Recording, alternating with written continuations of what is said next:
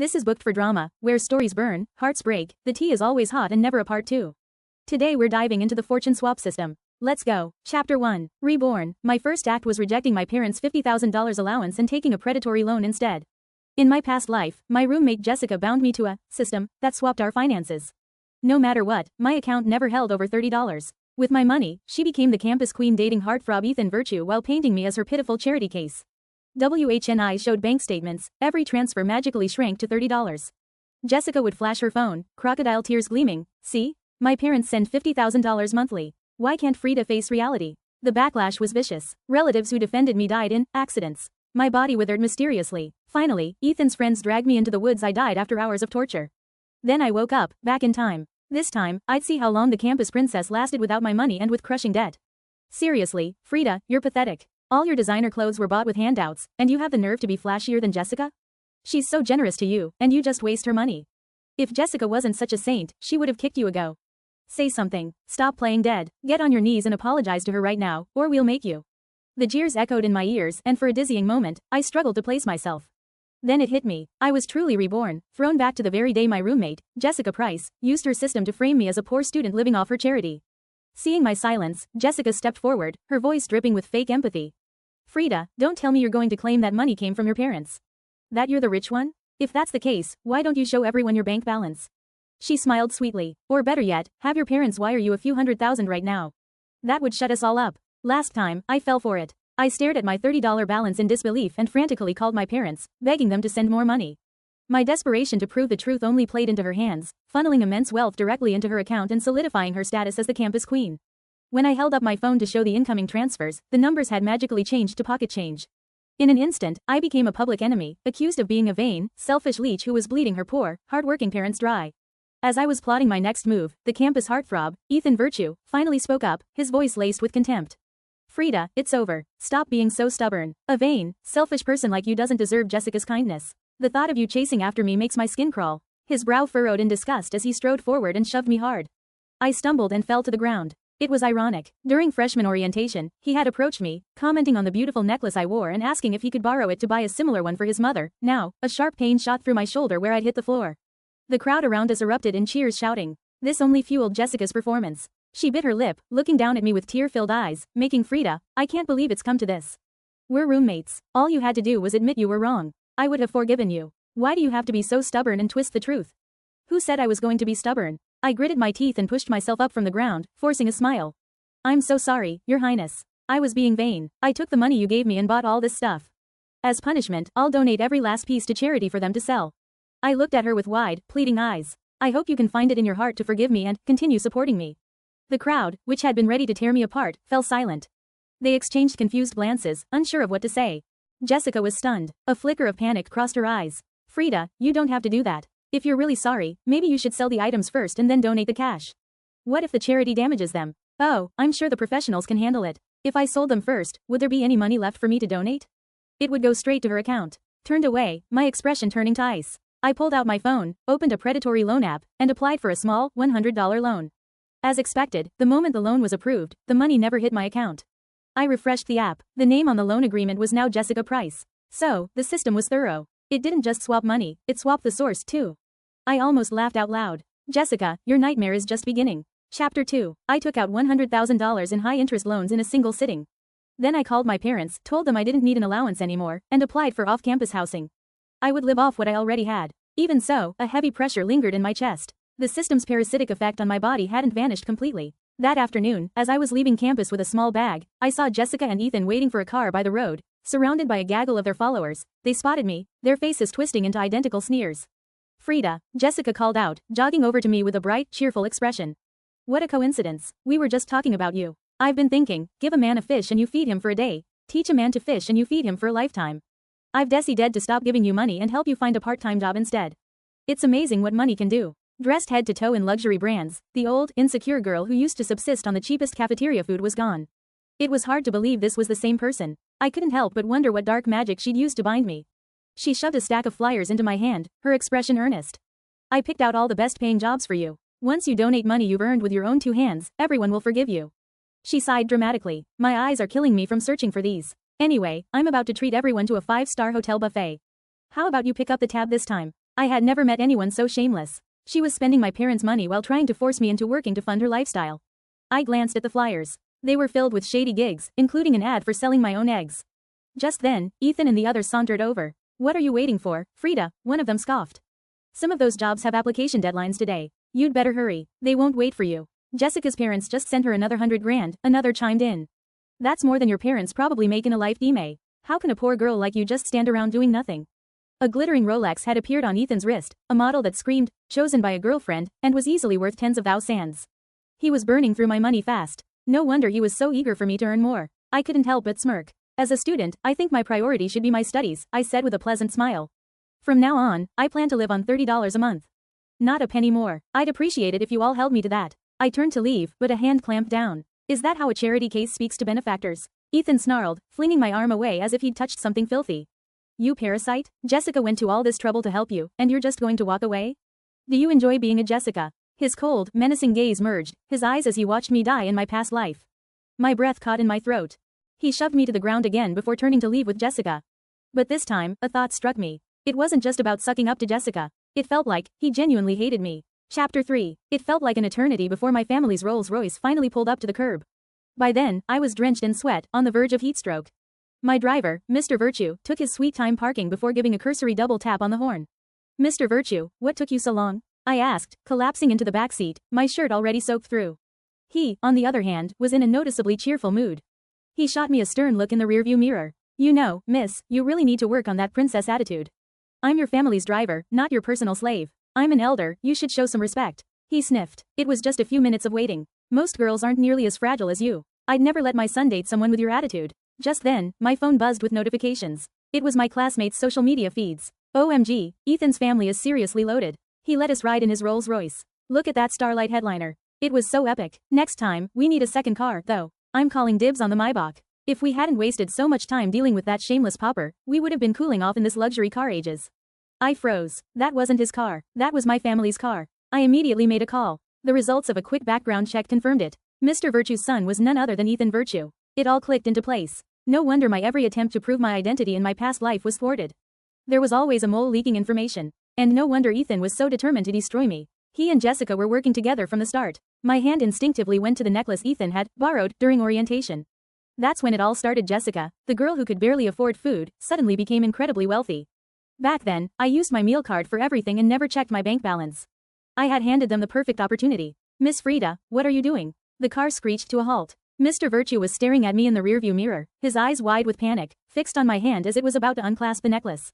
"That was a coming-of-age gift from your mother," he stammered. "You're not taking it off, are you?" His panicked expression was all the confirmation I needed. "Of course not," I said with a small laugh. "Just admiring it." I closed my eyes, and from the driver's seat, I heard a quiet sigh of relief. The moment I got back to the villa, I ripped the necklace off. I called my father and told him Mr. Virtue had been disrespectful and needed to be fired.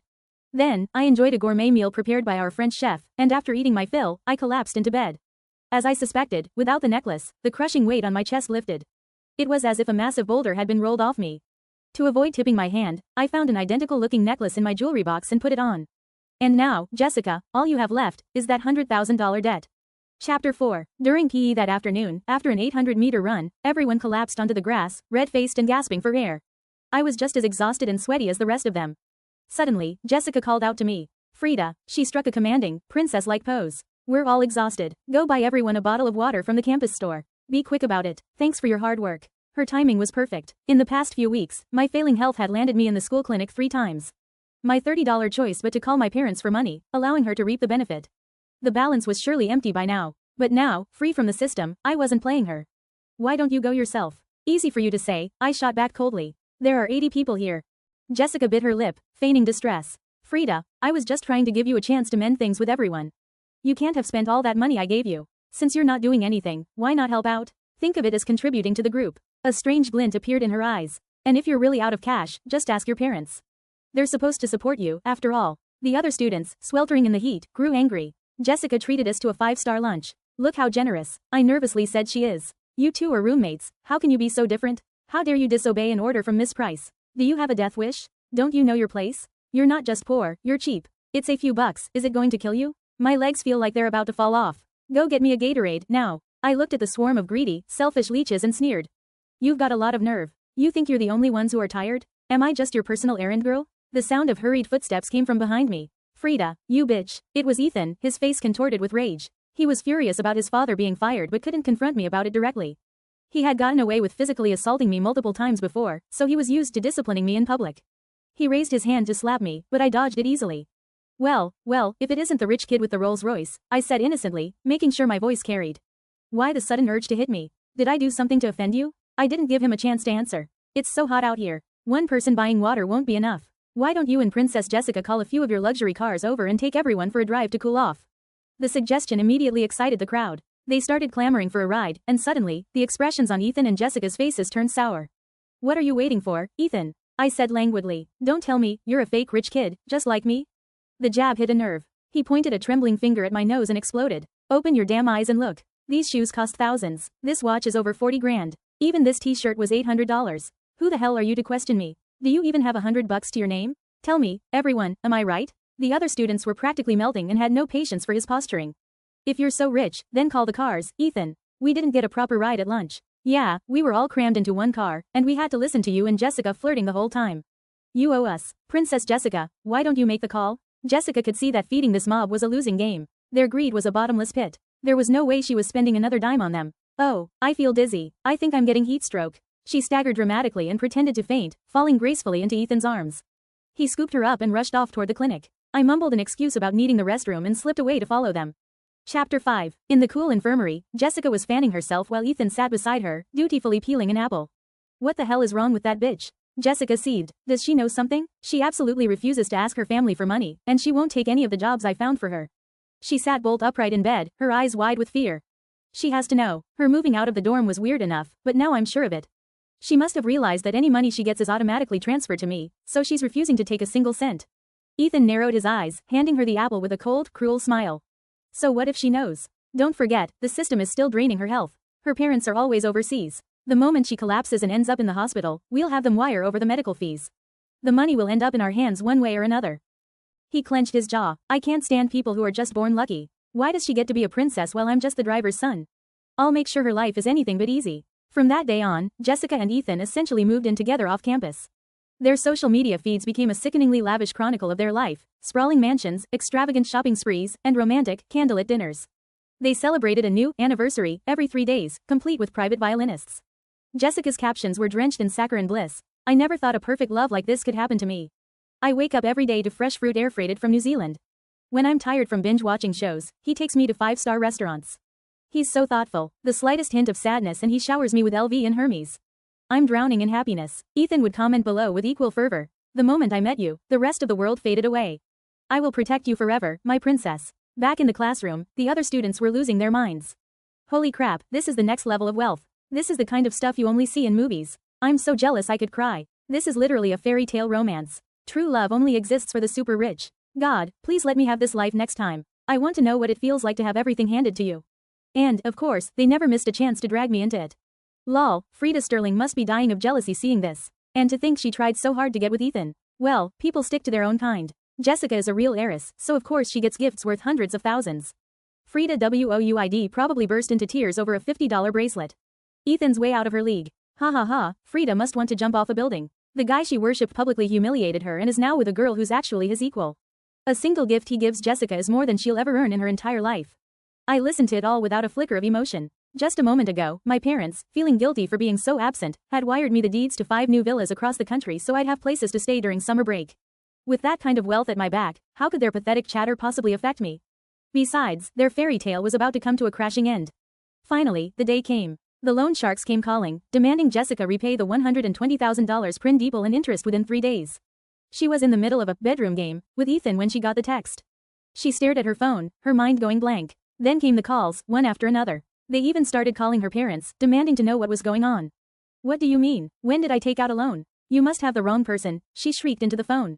In response, they sent her a picture of her ID and the transaction record for $100,000 loan. Miss Price, we have your school records, your home address, information on your friends, your family.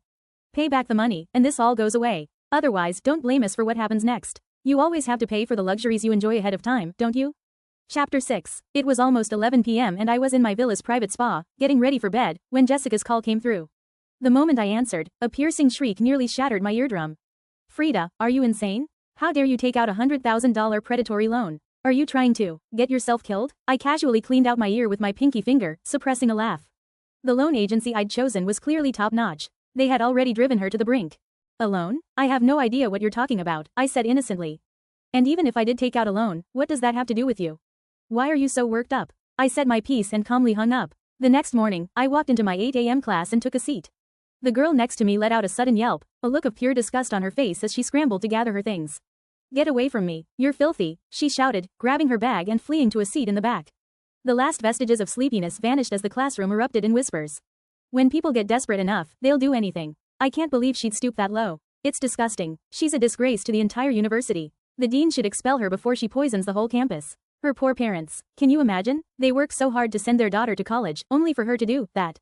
Selling her body for money. No wonder Ethan hates her so much. He probably knew she was a sugar baby all along. That last comment, I heard loud and clear. I slammed my hands on the desk and shot to my feet. What the hell are you all gossiping about? If you have something to say it to my face. The words were barely out of my mouth when a phone was tossed onto my desk. You're the one with no shame, Frida. We were trying to be nice by not saying it to your face, but you brought this on yourself. I looked down at the phone's screen. A post on the campus forum was trending, marked with a big, red, explosive.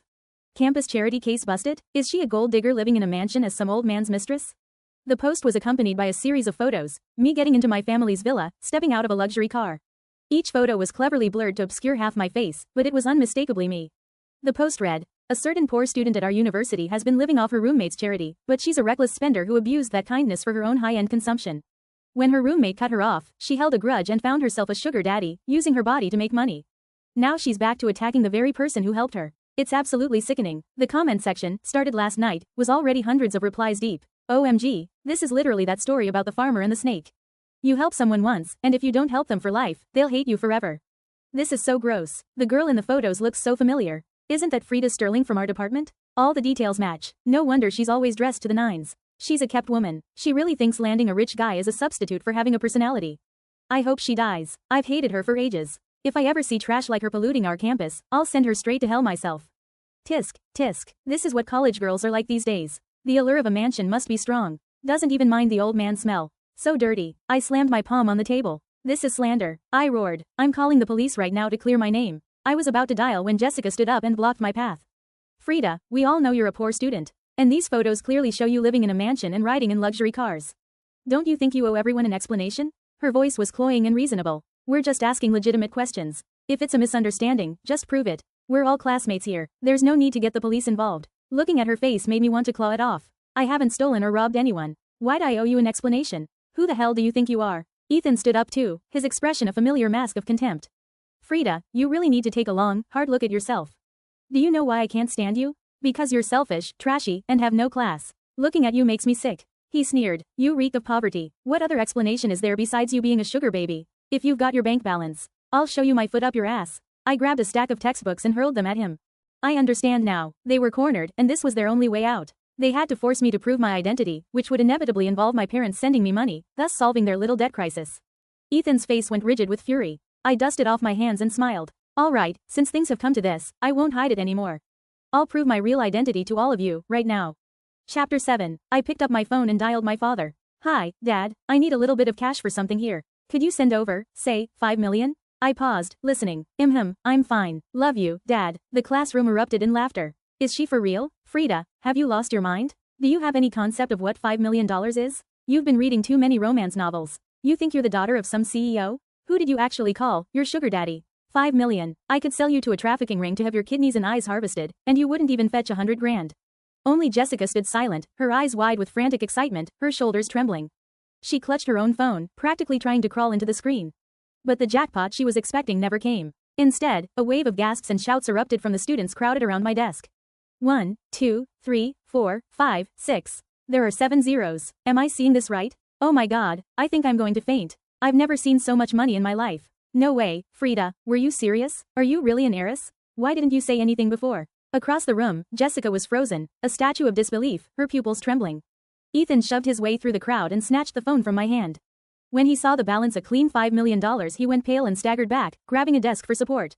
My name is Frida Sterling. My father is Robert Sterling, I announced calmly. Google him. You'll see how many companies he owns. Or you can call his corporate office to verify my identity. This amount of money is nothing to the Sterling Group. I smiled and walked toward Jessica, step by step, until I was looking directly into her eyes. Now it's your turn, my dear roommate. You're the one who's been claiming to be an heiress. So, why don't you show us your bank balance? Your transaction history? She finally snapped out of her trance, spinning around and frantically trying to shove her phone into her pocket. She moved too quickly. The phone slipped from her grasp and clattered to the floor. A boy lunged for it. Whoa, Jessica, what are all these messages from debt collectors? You took out predatory loans? He yelled, holding the phone up like a trophy. $100,000. So it was all an act. You're the gold-digging, vein popper. The classroom exploded. Students swarmed her, ignoring her protests, and started scrolling through her phone. The more they looked, the worse it got. They found messages from her parents, complaining about their own poverty and demanding she get a job to pay for her younger brother's tuition. Her parents only sent her $30 a month, along with a string of instructions. That roommate of yours, the Sterling girl, isn't she rich? You need to get on her good side, get her to help you out, and borrow some money from her. I hear there are a lot of rich people in college. You'd better find yourself a rich boyfriend, and do it fast before all the good ones are. You stupid girl, what the hell have you been doing? Debt collectors are calling our house. You're a curse. How dare you take out a $100,000 loan? Why don't you just die? If you need money so badly, go sell all you have. You bitch, I should have never given birth to you. You're useless, you just waste yourself. There are plenty of old men who would pay for a girl your age. We're too scared to even leave the house now, so get to it. Listen to me, your brother is the only thing that matters in this family. If anything happens to your brother, I'll skin you alive. Jessica completely broke. She let out a gut-wrenching, animalistic scream and fled the room, her eyes full of madness. Ethan, finally realizing the system had failed, squeezed his eyes shut in humiliation. He composed himself. Frida, I have to admit, you've won. I never thought you'd go this far just to get my attention. He looked at me with a pained expression. You were just jealous that I was with Jessica, weren't million to me, and I'll be willing to give you a chance. The murmuring in the room quieted. I stared at him, my expression a mixture of pity and disgust. Even now, he thought I was in love with him? I'll admit, during orientation, he was charming. It was hard not to be a little infatuated with a face like his. Can hide a heart as black and greedy as his. The flicker of attraction I once felt was nothing compared now. Well, what are you waiting for? He said coldly, leaning in and lowering his voice. And another thing, fired? That was my father. I want you to go to him, apologize, and then promote him to a manager position in your family's company. Do that, and I'll forgive you. He straightened up, his voice ringing with false nobility. And let me be clear, Frida, even if I agree to do anything, my dignity can't be bought with your dirty money. He seemed genuinely moved by his own heroic speech, as if he were a great martyr sacrificing himself for his family and for love. I raised my hand and slapped him across the face, so hard his head snapped to the side. Ethan, what kind of rotten trash do you think you are that I'd ever want you? Every word out of your mouth makes me get lost. Chapter 8. Under my discreet direction, the debt collectors found the address where they were living. The moment the door opened, faced with a wall of hulking, tattooed men, Jessica fainted on the spot. Ethan was dragged into a van and driven away to an unknown. The next time I heard about them, Jessica's parents, desperate for the money, had taken a bride price and married her off to some lecherous old creep in the countryside. As for Ethan, the loan sharks had beaten him, broken both his legs, and sold him into a human trafficking ring. His days of sunlight were over. When I learned of their fates, I was in my villa's private starlight theater, watching a movie and nibbling on pastries prepared by my French chef. Every gift that fate bestows has a secret price tag, and the greedy, sooner or later, will always pay for what they've done. The end, and that's a wrap on today's reading here at Booked for Drama. If you felt anything, rage, swoon, secondhand heartbreak, let me know in the comments. Don't forget to like, subscribe, and share with your fellow drama lovers. If you have any requests, drop them in the comments. Until next time, keep reading, and keep the drama on the page.